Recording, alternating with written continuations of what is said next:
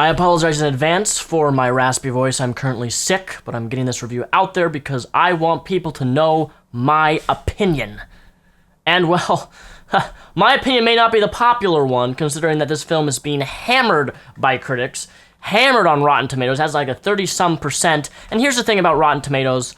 You surely shouldn't base Rotten Tomatoes off of whether a movie's good or not, because Rotten Tomatoes gave Ghostbusters like a 75%, and Suicide Squad has like a 35%.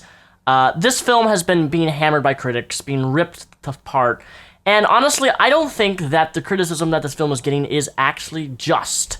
Granted, reviews are subjective. Even this review that I'm giving right now of Suicide Squad is completely subjective to my own personal opinion, but if I could tell you one thing, I would encourage you, the viewer, the audience watching me right now, to go out and watch this film for yourself. Determine yourself. Don't not see it based upon my review or someone else's review. Go see it for yourself. Determine what your own opinion of this film. Because right now it's like a split half and half.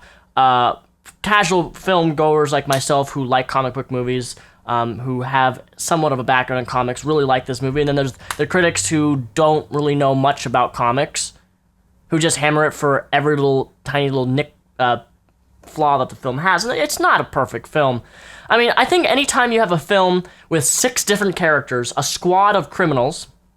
For those of you who don't know the backstory, Suicide Squad is based on a comic book where this black woman gets together a bunch of fucking criminals. She's the main villain herself.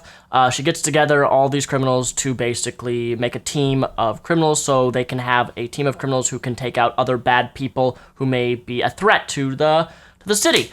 And that's like Superman, so on and forth. So that's why the Suicide Squad is created. And of course, if they complete their mission of the task that they have, their sentences will be more lenient. So why not? Get a group of criminals together, do some good. Doing good as criminals.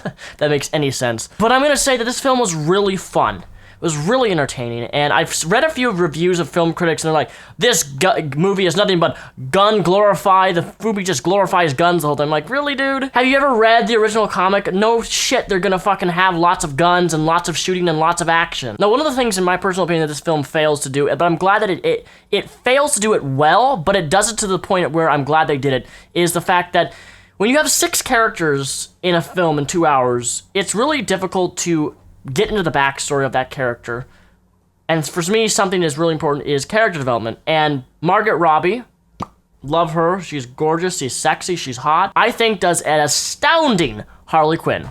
Now, I may not like her visual appeal, how she actually looks, her costume, but she does a fabulous job as Harley Quinn.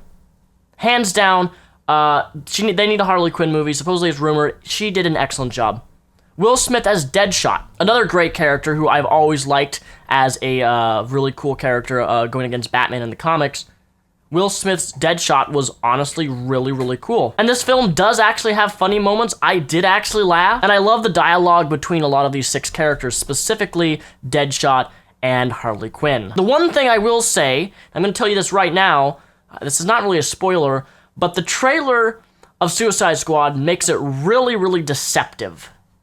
Because Jared Leto's Joker is here in the film, but he plays a very minor role, and the trailer really made him out like what you see in the trailer is almost like a reflection of how much he's actually in the movie, with the scenes being extended. He's not a big part. Like, if you're going into this to see a big Joker performance, you will probably be disappointed because he doesn't have a lot of screen time. I did feel a bit deceived on how they perceive the trailer, but aren't trailers supposed to be deceptive on purpose to get people interested in it? And in terms of the Joker, I liked the Joker. I thought he did a great job as the Joker. It's just, for me personally, my only gripe with the Joker is I can't stand his visual appeal. I understand that he's been perceived that way in comic books before, but I just don't like the way he looks, specifically his grilled teeth.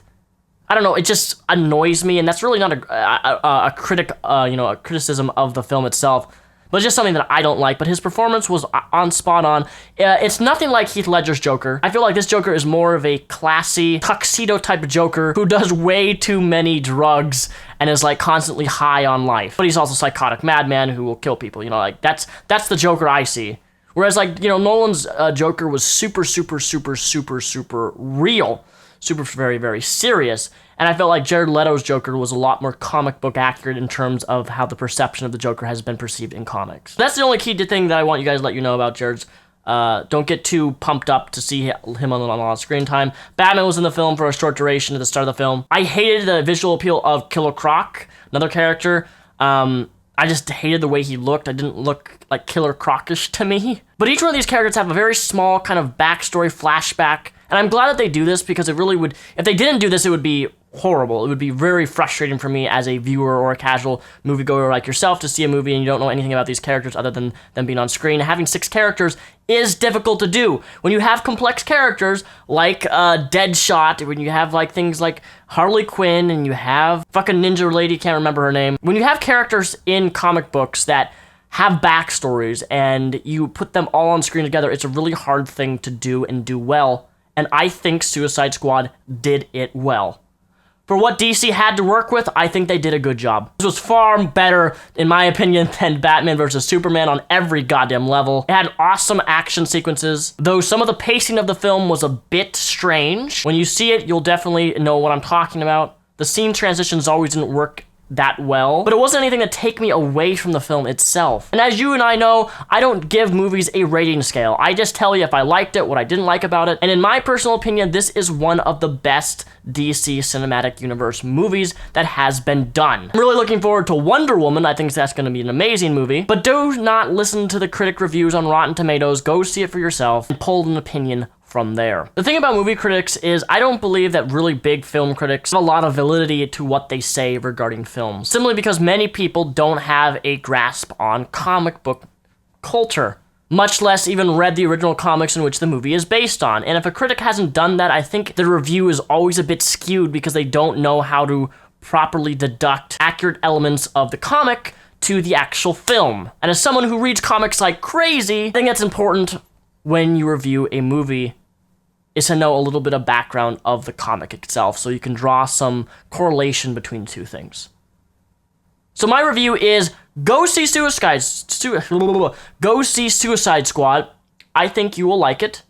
Maybe you won't, but I did, despite the negative reviews that it is receiving. I do want to recommend an audiobook. Amazon.com is a company hosted by Amazon that hosts a massive library of audiobooks for your listening entertainment and enjoyment. And because this is about a comic book movie, I think it's important that I recommend an audiobook for your listening entertainment known as Superheroes, Capes, Cowls, and the Creations of Comic Book Culture. If you sign up today using my vanity URL, audible.com/Mr. Repzion, linked in the description and right here, if you use this URL, you will get a 30-day free trial for audible.com along with a free audiobook. I simply love this audiobook because it really dives into how American comic book culture even started in the early 1930s and 40s. And it gives you a great grasp and understanding on how these characters became as popular as they are. Because so many casual moviegoers don't even realize that a lot of these films are based upon the stories that were made almost 50 years ago, and that they had a huge effect in World War II and in the early 60s and 70s on